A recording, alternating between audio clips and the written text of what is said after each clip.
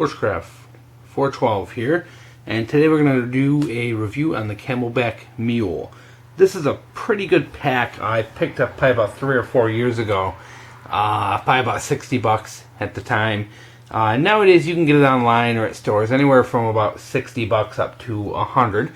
This is a kind of standard Camelbak water bladder hydration system, except this one has room and pockets for gear, and it actually can hold quite a bit. It's quite a handy piece of gear. We're going to run through and show you the features of this real quick. Just to show you real quick, it's the Camelbak Mule. Holds a 100-ounce bladder, and they're replaceable. So if they, if you do get them nasty and grimy, you can replace them out. The replacements are about $20. Let's start with the back first, and the compartment to get the water is up here. Oop, wrong one. There it is, over here. There's a slate zipper here. It half opens up, and the hydration bladder sits in here. This one's empty, of course, and this one, I'll show you real quick. It has one of the little screw tops, and the cool part is you put it with the hose at the bottom. I've seen people put these in and they leave their hose sticking out of the top, and then as it runs down they can't get any water out of it and they can't figure it out. You put it with the hose on the bottom, then just run it up through this hole here in the back, and you can attach it wherever you want. When it's completely full of water, the full 100 ounces, it does take up a lot of the room that your pack has to offer. So usually I only fill it up about halfway. But if I'm on a longer trip, I'll definitely, or if it's really hot out, I'll fill it up with the full 100 ounces. But it does take away with your ability to store items. The shoulder straps are on kind of a rotating D-ring. Very nice little feature because it gives you a little bit of wiggle room if you have an unusual body shape. So it's kind of nice feature for women, actually, because it does let them ride out to the side if necessary. The back, as you can see, it has they call it an air director. Basically it's just a contoured back, so it isn't in full contact with your back as you hike. Helps keep it a little cooler on your back, and there's some padding in there too. Keeps the weight off your back, keeps the water off your back, keeps the heat from your back from getting to your water and heating up your water. Nice feature. Plus, just feels nice when you're walking. It's not just laying flat on your back. The sternum strap, as you can see here, is adjustable. It rides up and down on this kind of almost like a rail, I guess that's the best way to put it.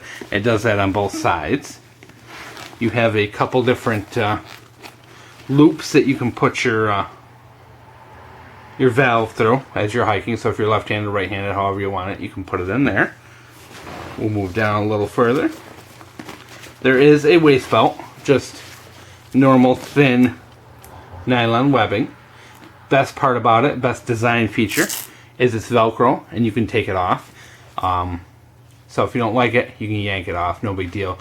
Leaves you with a couple D-rings, so if you want to clip on gear or something like that in place of the waist belt, you can do it. I very rarely use the waist belt. You can't really put enough weight in this to make it worthwhile. So I generally take it off and use it maybe to clip an extra water bottle or something like that to it. It depends on how far I'm going. Now, as for pocket space, this has a ton. There is the main compartment, which is pretty generous. You can't really see that well. It will hold easily, a small jacket, sweater, camping gear. If you are using this for like kind of an ultralight overnight bag, you can fit a small tarp in there, or even maybe a small travel hammock, something like that. If you're creative, you can jam a lot of stuff in that main pocket. There's a small little pocket here on top with a little kind of coated pocket, which you can see from the picture here, it's meant for like iPods and stuff. I use it for like my keys, my wallet, things like that I want nearby. Maybe just don't want them in my pocket. And there are adjustable straps that help you cinch this down when you're done. So if you get all your gear in here, you can cinch this down and it tightens it down really good. The secondary kind of pocket is not really a pocket as much as an area in between the primary and the secondary, and you can see there's mesh there, and it can be tightened or loosened with these nylon web straps. You can actually let this out quite a ways, and it gives you a lot of room. You can jam a tarp in there, you can jam a jacket in there. You can fit quite a bit, and it gives you a lot of extra room if you are using this as an ultralight overnight bag. If you are a backpacker, especially an ultralight backpacker, you can definitely use this for a good overnight trip. You can use that for your tarp, your hammock, maybe a small tube tent, like the emergency ones or whatever. You can jam quite a bit in there.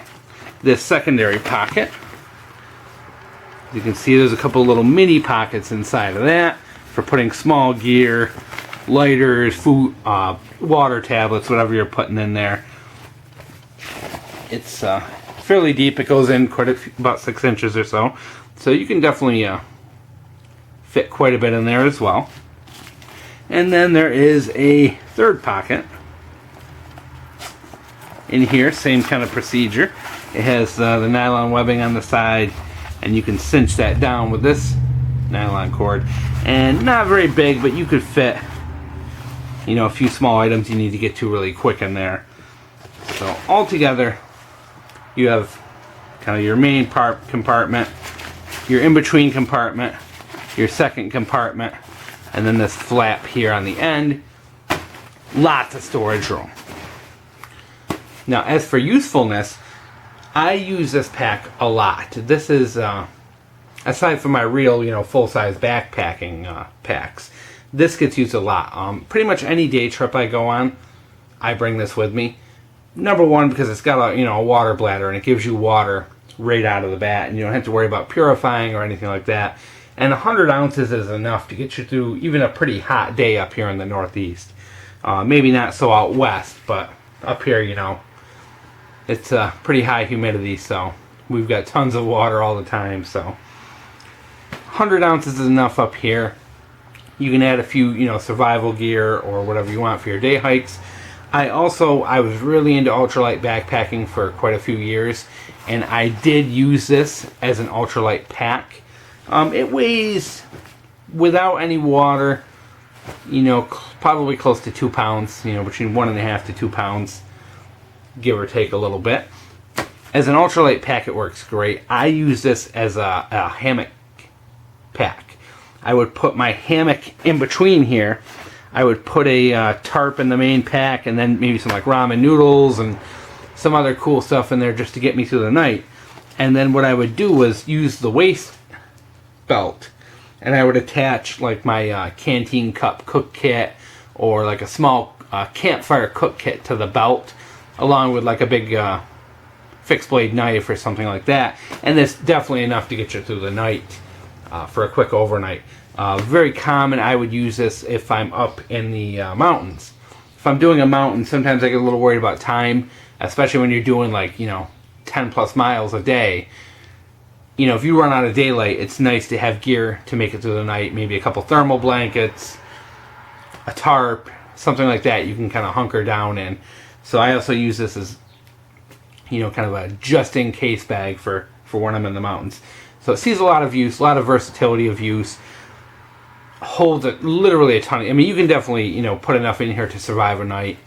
Survival gear, day hike gear, you name it. Great pack.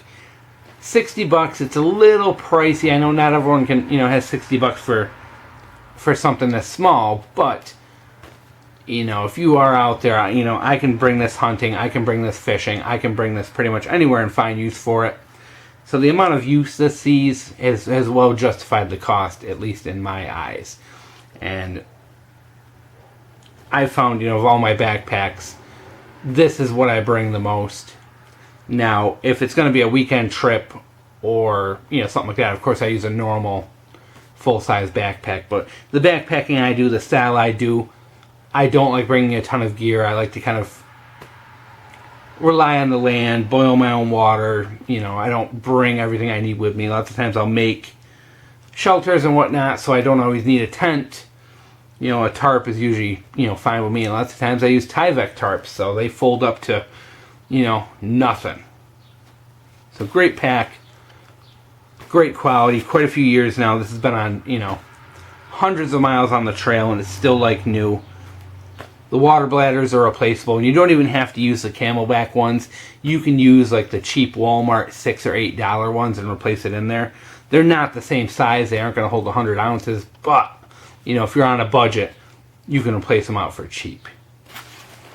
So there you go, the Camelbak Mule. Great $60 hydration pack.